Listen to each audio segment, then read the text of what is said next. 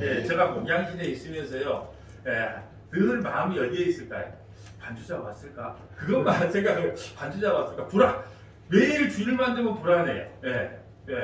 왜냐하면 언제 빵꾸를 낼지 모른다. 그래서 딱 이렇게 불안해서 늘 그 마음이 어쩌기가 좀 신경이 쓰여요. 그런데 또 이렇게 하나님께서 생음악으로라도 이 찬양을 하게 해주시니까 너무 감사하다 그런 마음으로 저는 화를 내지 않습니다. 왜냐하면 하도 많이 당했기 때문에 이제 화를 내고 싶지가 않아요. 그냥 이래도 저래도 할렐루야 아멘. 그것이 이제 얘가 이게 목회를 하면서 마음속에 목회라는 그 목회를 하자. 목회가 뭐냐 하면 움직이지 않는 닭이에요. 뭐 기쁘다고 울고 뭐 슬프다고 웃고 막 그런 짓 하지 말고 그냥 목회처럼 가만히 지켜보라. 이런 목회가 참으로 내가 가야 될 목회 방향이다. 그래서 자식이 늦게 반죽이 빵꾸 내도 아이고 괜찮습니다.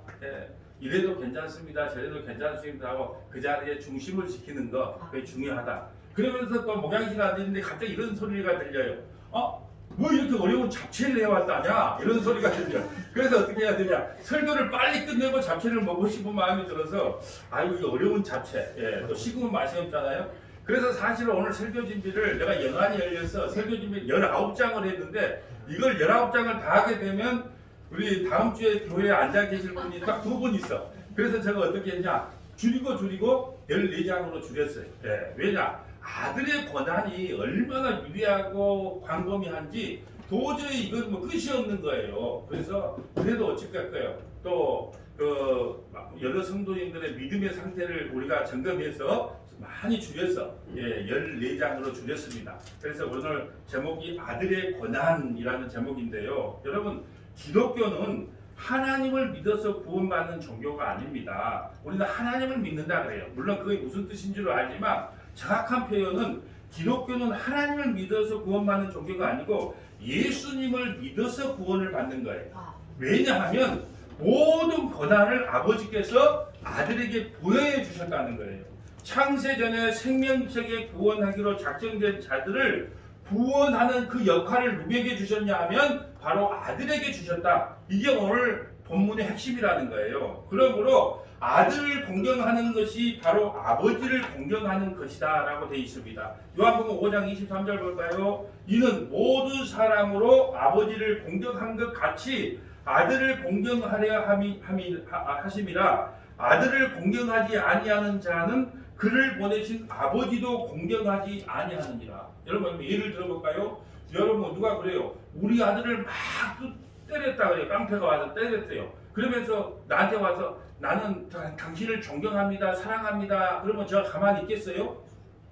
아버지를 존경하려면 당연히 아들도 똑같은 대우를 해줘야 된다는 거예요. 아들을 공경하는 사람은 하나님을 공경하는 걸로 인정해 준다는 뜻입니다.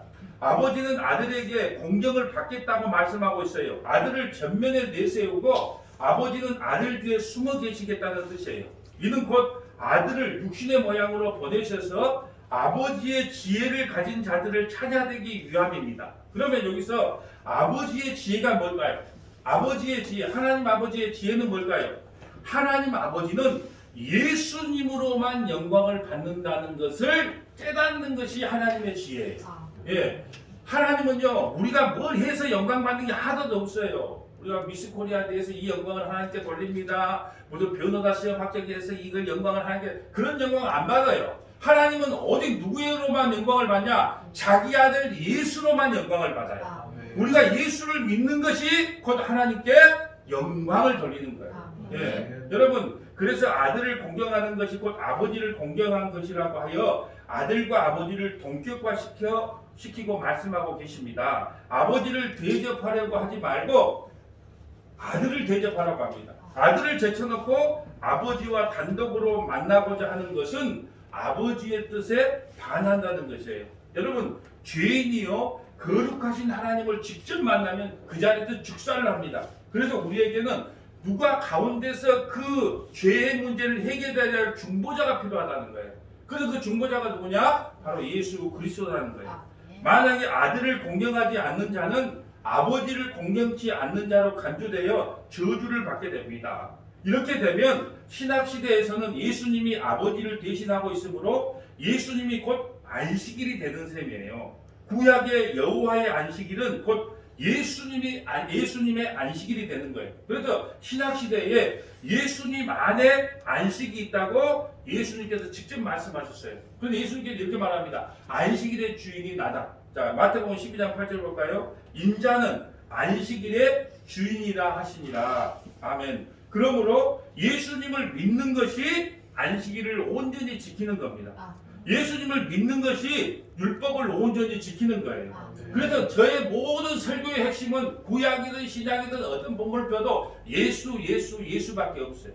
예, 왜 예수냐? 이 성경이 다 누구에 대한 이야기냐? 예수님에 대한 이야기예요.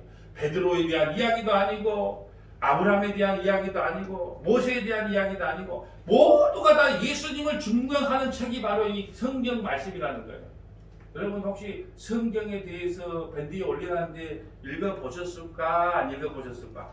당연히 읽어봤다고 봅니다. 파놨어요. 성경이 뭔가를 파놨어요. 그 밴드만 읽어도 엔간한 신학교의 신학생들보다 이 성경적인 지식이 더 나는 온전해진다고 봐요. 그러니까 제발 좀 어렵게 손가락이 큽니까? 적습니까? 예, 이렇게 큰 손가락으로 하려면 눈이 빠질까요? 안 빠질까요? 맞아요. 눈이 지금 눈이 빠져요. 다시 아침에 열고 왔다니까요. 그러니까 성경이 뭔지를 꼭 가서 한번 읽어보세요. 누가복음 24장 27절 볼까요? 이에 모세와 모든 선지자의 글로 시작하여 모든 성경에 쓴 바 자기에 관한 것을 자세히 설명하시니 부활의 주님이요 제자에게 이렇게 말합니다. 모세는 뭐예요? 모세오경. 또 선지자는 모든 선지서. 또 시편의 모든 길은 다 누구에 관한 이야기다. 모든 성경은 다 누구에 대한 이야기다. 나에 대한 이야기다는 거예요. 그래서 어떤 본문을 펴도 여러분이 설교를 구별하는 방법이 있어야 돼요. 아브라함 설교를 하든 요셉이 설교를 하든 누구 설교를 하든 다 뭐가 나와야 된다? 예수가 증명돼야 돼. 예수가 증명돼야 된다. 예수로 끝나지 않는 설교는 설교가 아니다. 여러분 예수 안에만 안식이 있고요. 예수 안에만 정죄함이 없다고 해요. 그러므로 사도 바울도 이렇게 말합니다. 누구든지 그리스도 예수 안에 있으면 결코 정죄함이 없다고 말씀합니다. 하나님은 예수 안에 안식이 있다는 사실을 알리기 위하여 성도들에게 누구를 보내주냐? 성령님을 보내줘요. 그러므로 요한계시록에요. 교회들이여 성령이 하는 소리를 들으라고 외칩니다. 성령을 받은 성도는 안식일을 지키지 않고 예수를 믿게 됩니다. 성령을 받은 성도들은요, 날과 절기를 지키는 것이 아니고 예수를 믿게 돼요. 성령을 받은 성도는 시간과 공간을 뛰어넘어 예수님이 십자가에 피 흘려 주심으로 죄와 사망의 권세로부터 벗어나게 해주신 자유를 누리면서 살게 됩니다. 성령은 예수님의 피 흘리심으로 안식이 주어진다는 것을 알려주세요. 죄인이 안식을 얻는 유일한 방법은요, 예수님의 피 안에 들어오는 거예요. 마치 6월절 어린 양 안에 들어와야 죽음이 면제되는 것과 같아요. 자, 로마서 8장 1절 볼까요? 그러므로 이제 누구 안에서? 그리스도 예수 안에 있는 자에게는 결코 정죄함이 없다. 죄를 물을 수가 없어요. 사단 마귀가 너 그러고도 목사마다 장로마다 권사마다 죄를 갖다가 우리에게 물으려고 해도 우리가 예수 안에 있으면 정죄함이 없다고 선언해 주는 겁니다. 이는 그리스도 누구 안에요? 예수 안에 있는 생명의 성령의 법이 죄와 사망의 법에서 늘 해방했다. 생명의 법이 뭐예요? 성령의 법이에요. 은혜의 법이란 말이에요. 십자가의 복음이에요. 죄와 사망의 법은요, 율법이에요. 율법. 그걸 우리는 도저히 지킬 수가 없는데 예수님이 대신 다 지켜줬다. 누구 안에 있으면? 예수님 안에 있으면. 그래서 예수 안에 있으면요, 이렇게 선언할 수 있어요. 마귀 새끼야 썩 나가라. 넌 나를 정죄할 수 없다. 누구 안에 있을 때만? 예수 안에 있을 때만. 자, 6월절 한번 보고 갈까요? 출애굽기 12장 22절 봅니다. 우슬조 묶음을 가져다가 그릇에 담은 피에 적셔서 그 피를 문 임방과 좌우 설주에 뿌리고 아침까지 한 사람도 자기 몸 밖에 나가지 말라. 어린 양의 피를 발라서 좌우 문설주 임방에 발라줘요. 그러면 뭐가 보일까요? 자, 보세요. 문 임방에 바르고 하나 위 양쪽에 십자가의 안에 들어오면 죽음도 어떻게 할 수 없다는 걸 이야기하는 거예요. 23절 여호와께서 애굽 사람들에게 재앙을 내리시고 지나가실 때 문 임방과 좌우 문설주의 피를 보시며 여호와께서 그 물을 넘으시고 멸하는 자들에게 너희 집에 들어가서 너희를 치지 못하게 하실 것입니다. 죽음의 사자가요 예수 안에 있으면 엄습하지 못한다는 거예요. 그래서 오늘 본문에선 예수님은요 아버지를 대신하여 일하러 오셨다고 말씀해 주고 있는 거예요. 아들에게 모든 심판을 맡기셨다고 선언하고 있어요. 예수 안에 들어오면 그 아들 안에 들어와야 구원을 받는다는 거예요. 요한복음 5장 22절 봅니다. 아버지께서 아무도 심판하지 아니하시고 심판은 다 누구에게 맡겼다? 아들에게 맡겼다. 여러분 노아가 어떻게 구원받았습니까? 방주 안에 들어와서 구원받았어요. 그 방주가 누굽니까? 예수님이에요. 룻이 어떻게 구원받았습니까? 보아스 안에 들어왔기 때문에. 그 보아스가 누굽니까? 예수님이에요. 여러분 고멜이 어떻게 구원받았습니까? 여러분 호세아에 나오는 고멜은요 매일 바람 피는 창녀로서요 매일 밤 나이트클럽에서 다른 서방을 찾아 헤맸어요. 근데 그 고멜이라는 여자, 그 바람난 그 고멜이라는 여자가 어떻게 구원받았습니까? 호세아 때문에 구원받았어요. 그 호세아가 누굽니까? 예수님이라는 거예요. 모든 심판을 예수님이 가지고 계시기 때문에 예수 안에 있으면 구원, 예수 밖에 있으면 심판이라는 거예요. 왜요? 하나님께서 구원받고 심판받는 모든 권한을 다 누구에게 구원하셨다? 예수님께 주셨다. 요한복음 5장 21절 봅니다. 아버지께서 죽은 자들을 일으켜 살리신 같이 아들도 자기가 원하는 자들을 살리셨느니라. 여러분 어떤 부자가 있었어요. 어떤 부자가 있었는데요. 세상적으로 말하면 부족한 것이 아무것도 없는 완벽한 사람입니다. 열심히 하나님 말씀도 지키며 살았습니다. 그런데 그 부자에게 하나의 고민이 생겼어요. 하루하루 늙어간다는 것입니다. 죽음의 그림자가 드리워진다는 거예요. 저도 며칠 전에 우리 친구가 죽었다고 이 부고장을 받았어요. 좀 그래도 젊은 편이잖아요. 50 되니까 젊잖아요. 그래도 이제 언제 죽을지를 모르겠다. 그 부고장을 받으니까 죽음의 그림자가 이제 우리에게도 다가오고 있구나. 그걸 느꼈습니다. 여러분 그 죽음 때문에요 마음의 두려움이 늘 엄습해 옵니다. 죽어야 한다는 두려움 때문에요 밥맛도 없어요. 잠도 안 옵니다. 그래서 그 죽음의 공포 때문에 술을 마셔보기도 합니다. 약을 먹어보기도 합니다. 마음속으로 밀려오는 죽음이라는 두려움을 걷어내기 위해서 온갖 방법을 다 동원합니다. 좀 오래 살아보겠다고 비타민도 먹어봅니다. 오메가3도 먹어봅니다. 여주물도 달에서 먹어봅니다. 버섯물도 달에서 먹어봐요. 왜요? 죽음의 공포 때문에. 그런데 어느 날 그 죽음의 공포를 안고 있는 그 부자가 어느 날 예수라는 청년이 자기 동네를 지나간다는 소문을 들었어요. 죽은 자도 살리고 귀신도 쫓아내고 병도 고친다는 소문을 듣던 그 청년이 체면불구하고 예수님 앞에 나와서 이렇게 말합니다. 여보시오, 보아하니 당신이 죽은 자도 살리고 병도 고치고 못하는 것이 하나도 없는 것 같은데 내 고민 하나만 들어주시오. 그러면 내가 당신이 원하는 돈을 주겠소. 이렇게 말합니다. 그래 무슨 고민입니까? 예수님이 물어봐요. 다름이 아니고 나는 세상적으로는 부족한 것이 전혀 없는 사람인데 요즘은 죽는다는 생각에 마음이 지옥 갔어. 이것을 해결해 줄 수 있겠어. 당신 같으면 반드시 해결해 줄 수 있을 것 같은데 나한테 그 비책을 좀 말해 주시오. 예수님이 이렇게 말합니다. 물론 있지요. 물론 있죠. 그것이 뭔데요? 당신의 재산을 다 버리고 나를 쫓으시오. 당신의 재산을 다 쫓으시고 버리고 가난한 사람에게 나눠주고 나를 쫓으시오. 그러니까 그 부자가 아니 재산을 다 버리면 난 뭘 먹고 산단 말이오. 그 재산, 그 많은 재산 다 나눠주면 난 뭐 먹고 산단 말이오. 그러니까 예수님께서 단호하게 그럼 관두시오. 그 사람은 슬픈 기색을 하고 돌아갑니다. 이 부자의 생각은요, 먹고 사는 문제가 해결되면 영생의 문제가 걸리고 영생의 문제를 해결하면 먹고 사는 문제가 남는다고 여기고 있습니다. 그러니 둘 다 포기할 수가 없어요. 영생도 챙겨야 하겠고 부자로 사는 것도 챙겨야 합니다. 영생을 챙겨놓고 재물이 없으면 그건 사나 마나한 인생이라고 생각하는 것이 이 부자의 마음이에요. 그러니 재산을 팔아 가난한 자에게 주고 예수를 쫓으라는 말에 동의할 수가 없어서 떠나간 것입니다. 사랑하는 여러분, 창세 전에 생명책에 기록된 하나님의 백성만 예수를 믿게 돼요. 구원은요 짜고 치는 고스톱입니다. 한번 따라할까요? 구원은 짜고 치는 고스톱이다. 왜 이 말씀을 할까요? 왜 이런 혁명적인 말을 할까요? 생명책에 기록된 백성이 아니면 도저히 예수를 믿고 싶어도 믿을 수가 없다는 거예요. 그러면 생명책에 창세기에 기록된 사람은 믿지 말라고 그렇게 말해도 믿을 수밖에 없는 거예요. 그래서 구원은 뭐라고요? 짜고 치는 고스톱이에요. 생명책에 기록된 자만 누구를 믿게 된다? 예수를 믿게 된다. 누가복음 12장 13절 봅니다.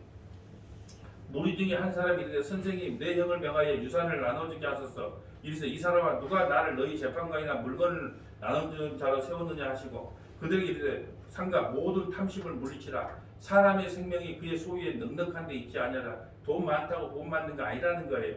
또 비유로 그들에게 이르되 한 부자가 그 밭에 소출이 풍성하며 심중에 이르되 내가 곡간을 쌓아둘 곳이 없으니 어찌할까 하고 또 이르되 내가 이렇게 하리라. 내 곡간을 헐고 더 크게 짓고 내 모든 곡식과 물건을 거기 쌓아두리라. 또 내가 내 영혼에게 이르되 영혼아 열애에 쓸 물건을 많이 쌓아두었으니 편안히 쉬고 먹고 마시고 즐거워하자. 여러분 지금 우리 나이 때에 애기들 다 좀 조금만 좀 다 빨리 키워놓는 사람들은요 지금 이제 캠핑카 하나 사갖고 놀만하다 딱 그럴 시기에 근데 그때 불러가는 거예요. 하나님은 이르시되 어리석은 자여 오늘 밤에 내 영혼을 도로 찾으리니 그러면 내 준비한 것을 누구의 것이지 도로 찾는다는 거예요. 그럼 도로 찾는다는 것이 무슨 뜻일까요? 창세전에 지옥 갈 사람은 지옥 가고 창세전에 천국 갈 사람은 천국 가게 미리 하나님께서 창세전에 예언을 해왔다는 거예요. 도로 찾는다는 겁니다. 자기를 위하여 재물을 쌓아두고 하나님께 대하여 부유하지 못한 자가 이와 같으니라. 또 제자들이 이르되 그러므로 내가 너희에게 이르되 너희는 무엇을 목숨을 위하여 무엇을 먹을까 몸을 위하여 무엇을 입을까 염려하지 말라. 목숨이 음식보다 중하고 몸이 의복보다 중하니라. 까마귀를 생각하여 하라. 심지도 아니하고 거두지도 아니하며 골방도 없고 창고도 없으되 하나님이 기르시다니 너희는 새보다 얼마나 더 귀하냐. 또 너희 중에 누가 염려함기로 그 길을 한 자라도 더 할 수 있느냐. 그런즉 가장 작은 일도 하지 못하면서 어찌 다른 일을 염려하느냐. 백합화를 생각하여 보라. 실도 만들지 않고 짜지도 아니하느니라. 그러나 내가 너희에게 말하노니 솔로몬의 모든 영광으로도 이 꽃 하나만큼 훌륭하지 못하느니라. 오늘 있다가 내일 아궁이에 던져지는 들풀도 하나님이 이렇게 이쁘시거늘 하물며 너희일까 보냐. 믿음이 작은 자들아 너희는 무엇을 먹을까 무엇을 마실까 하여 구하지 말며 근심하지 말라. 이 모든 것은 세상 백성들이 구하는 것이라. 너희 아버지께서는 이런 것이 너희에게 있어야 할 것을 아시느니라. 아멘. 여러분 이 말씀을 믿으십니까? 아멘. 그럼 말씀 아멘은 잘해. 무엇을 먹을까 무엇을 입을까 염려하지 마라. 그런데 이제 아팡스 평수 어떻게 좀 늘려가지? 내 건강 좀 어떻게 하지? 이게 생각하고 있다는 거예요. 여러분 우리는 하나님 말씀을 읽으면서 믿지를 않아요. 네. 여러분 교인들도요 요즘은 교활해서요 십자가는 좋은데 십자가 정신으로 살기는 싫어합니다. 십자가를 알면 손이 펴질 텐데 도리어 손이 오그라들어서 움켜잡고 있습니다. 여러분 헌금하는 것도요 감정을 따라해요. 목사가 좀 마음에 들어. 오늘 요즘 목사가 좀 좋아.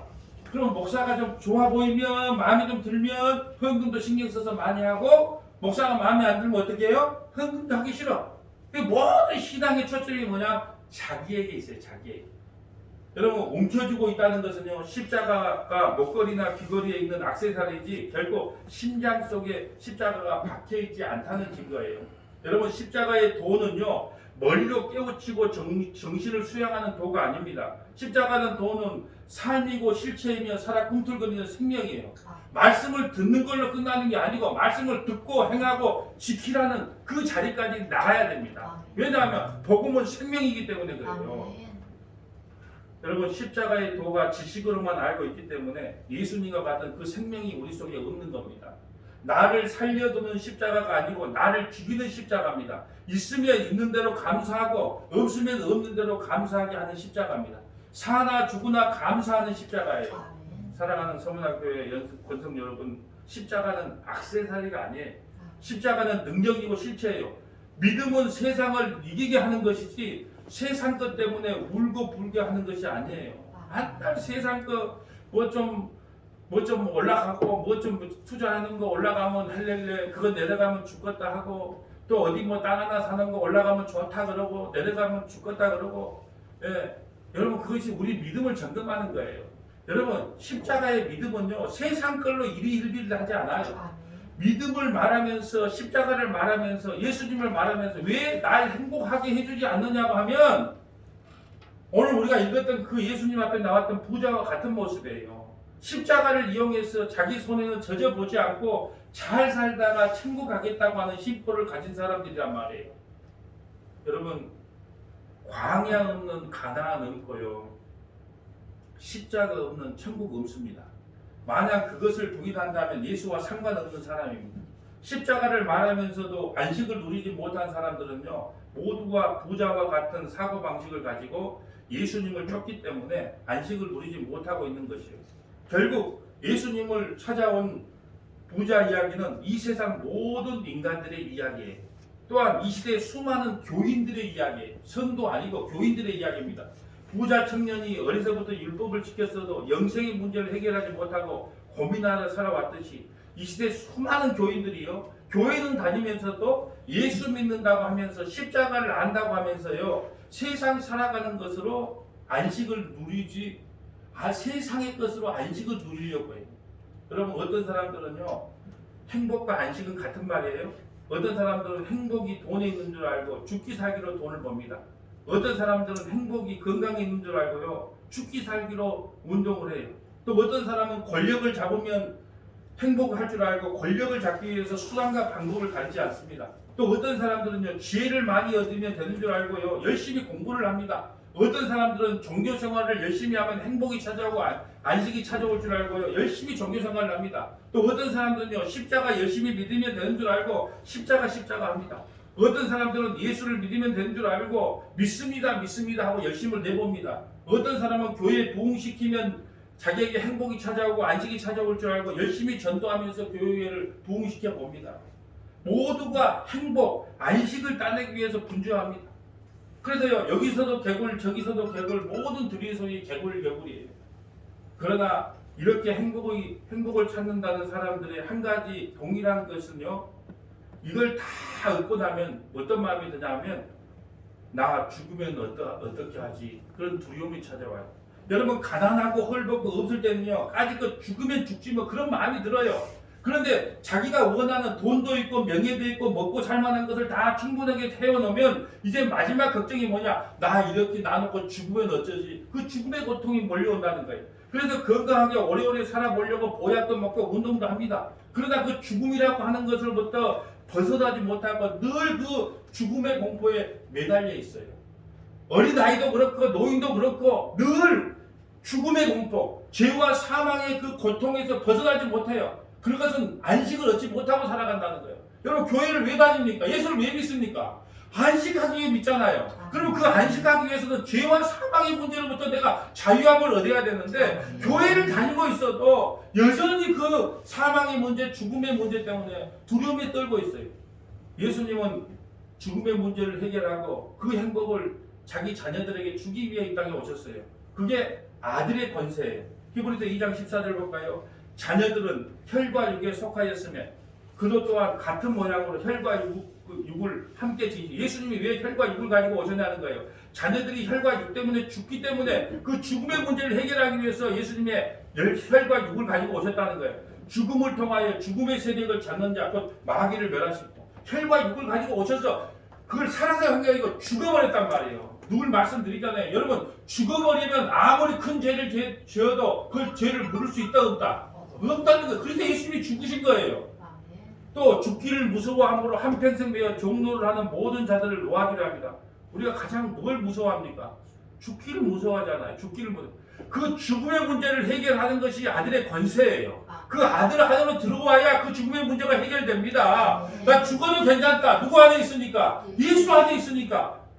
비로소 그때 행복을 얻게 되고 그때 안식을 누리게 됩니다.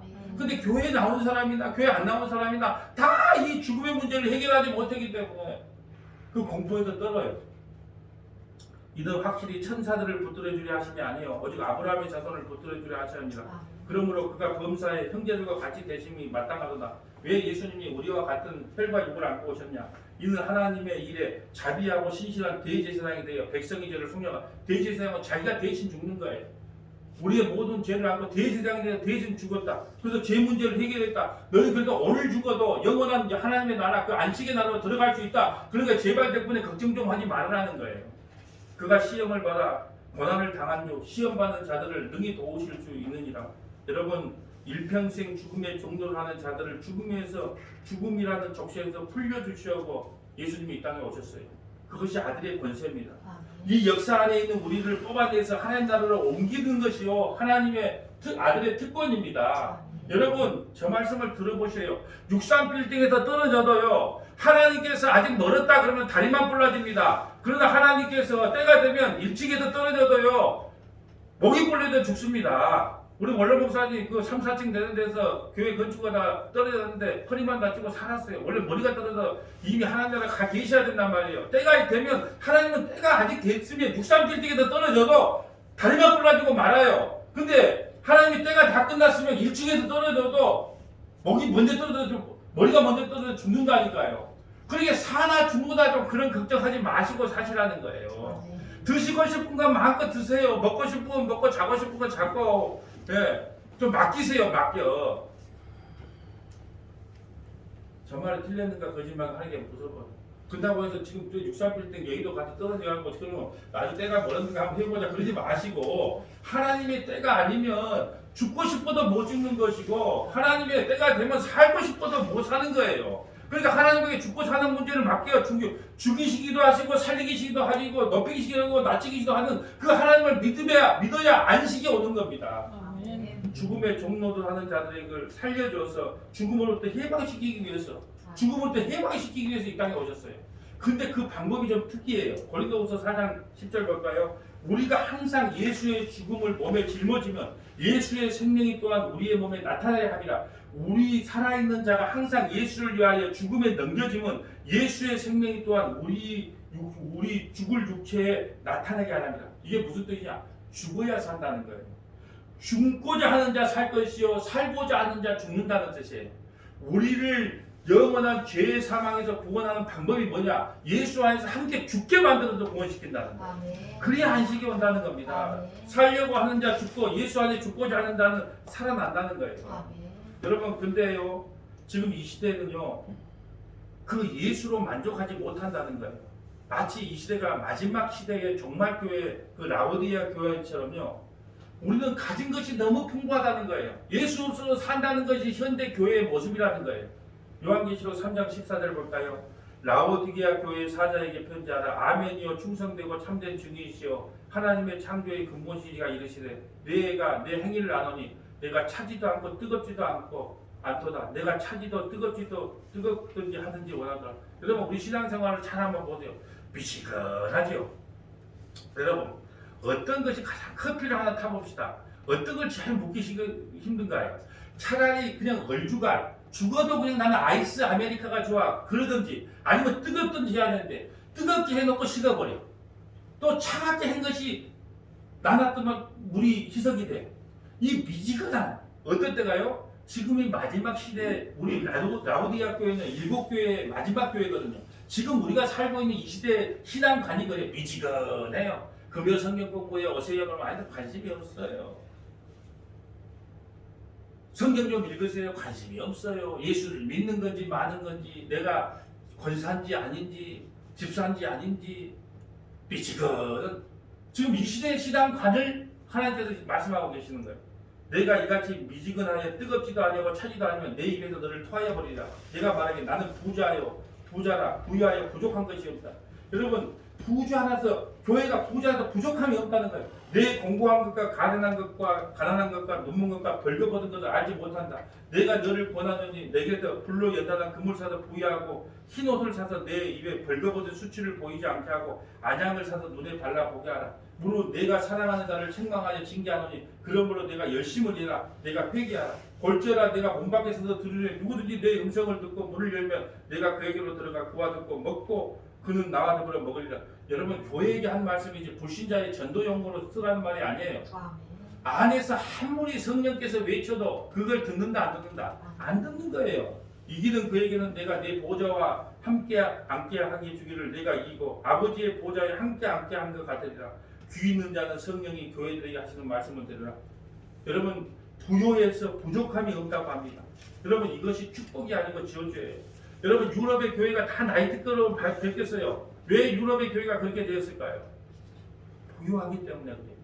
풍요롭기 때문에 그렇습니다. 한말로 잘 먹고 잘 살기 때문에 교회가 타락합니다. 우리 요한계시록 금요성경 공부 해봤죠? 서로 부분에 뭐라 그랬습니까? 화형당하고 목베인 당하고 그 카타콤이라는 지하 동굴에 있을 때는 단 한 명도 배교의 역사가 없었단 말이에요. 근데 313년에 콘스탄틴 황제가 기독교를 국교화시키면서 그때부터 타락의 역사가 일어났단 말입니다. 물질적으로는 너무 풍요하나 육신적으로는요 묵지적으로 풍요하기 때문에 육체적으로 아쉬울 것이 없다는 거예요. 지금 교회에다가 말하고 있으니 이 시대의 교회를 말하면 돈이 풍요로운 대형 교회를 말하고 있는 것이에요. 물론 물량적으로 크다 작다의 의미가 아니에요. 작아도 십자가 정신이 없으면 큰 교회고, 큰 교회를 할지라도 십자가 정신이 있으면 작은 교회. 작아도 십자가 정신으로 살면 행복한데 커도 십자가 정신이 없으면 불안해. 그 십자가 정신이 뭘까요? 예수 안에만 안식이 있다는 정신이에요. 내가 그래서 오늘 죽어도 괜찮다 이렇게 말하는 것은 왜요? 그 예수 안에 안식이 있다는 걸 깨닫기 때문에 그렇습니다.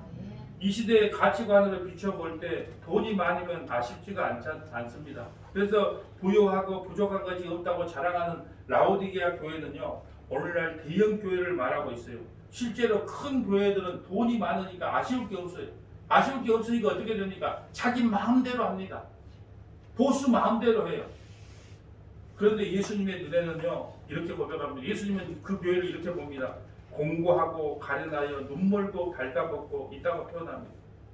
내 공고한 것과 가련한 것과 가난한 것과 눈먼 것과 벌거벗은 것을 알지 못한다. 이 말은요 너희 안에 안식이 없다는 선언이에요. 너희가 아무리 교회가 크고 사람 숫자가 많이 모여도 너희는 안식하지 못해. 왜요? 그 안에 누가 없기 때문에 예수님이 없기 때문에 아무리 너희가 신앙생활해도 결코 안식이 없다는 거예요. 말씀을 정리합니다. 여러분 돈이 없으면 세상에서 누릴 것을 못 누립니다. 불편해요. 배고파요. 친구한테 밥도 얻어먹어야 돼요. 자식한테 어떨 때는 용돈도 받았어야 됩니다. 하지만 돈보다 밥보다 십자가가 더 귀하게 여겨지기 때문에 참아내는 거예요. 십자가를 안다고 천사들처럼 근심 걱정이 없이 살아가는 것이 아닙니다. 여전히 몸뚱아리를 끌어안고 살아가게 하기 때문에 아파요. 불쑥불쑥 찾아오는 본성 때문에 때로는 도망가고 싶어요. 때로는 십자가 정신을 버리고 싶을 때도 있어요. 다시는 십자가를 안전하고 사람들 비율을 맞춰줘야지 하고 생각할 때도 있단 말이에요. 저라고 그런 생각 안 해봤겠습니까? 사람들 비유 좀 맞춰주면 되지. 왜 오늘도 그 십자가 힘들게 교회에 왔는데 왜 그 십자가만 전하냐? 왜 예수만 전하냐? 그럴 수 있어요. 그럴 때마다 성령께서 간구내서 하늘의 것을 전해라, 위의 것을 전해라 이렇게 말씀하는 거예요. 골로새 3장 1절 봅니다. 그러므로 너희가 그리스도와 함께 다시 살리심을 받았으며 위의 것을 찾으라. 거기는 그리스도께서 하나님 우편에 앉아 계시니라. 위의 것을 생각하고 땅의 것을 생각하지 말라. 이는 너희가 죽었고 너희 생명이 그리스도와 함께 하나님 안에 감추어졌습니다. 우리 생명이신 그리스도께서 나타나실 그때 너희도 그와 함께 영광 중에 나타나리라. 여러분 조금만 참으십시오. 조금만 참으세요. 이 세상 곧 끝납니다. 내가 여기 장담할게요. 50년 후에 이 자리에 앉아있을 곳 아무도 없어요. 곧 끝납니다. 우리 다 어디가 있을까요? 영광 가운데 영원한 하나님의 안식의 나라에 들어가 있습니다. 그렇기 때문에 여러분 제발 덕분에 이 세상에 살면서 좀 염려 근심 좀 그만하세요. 나는 우리 서문학의 믿음의 권속들의 염려 근심한 거 보고 살이 빠지는 걸 보면 내가 그냥 통곡을 하고 싶어. 살 좀 찌세요. 살 좀 쪄.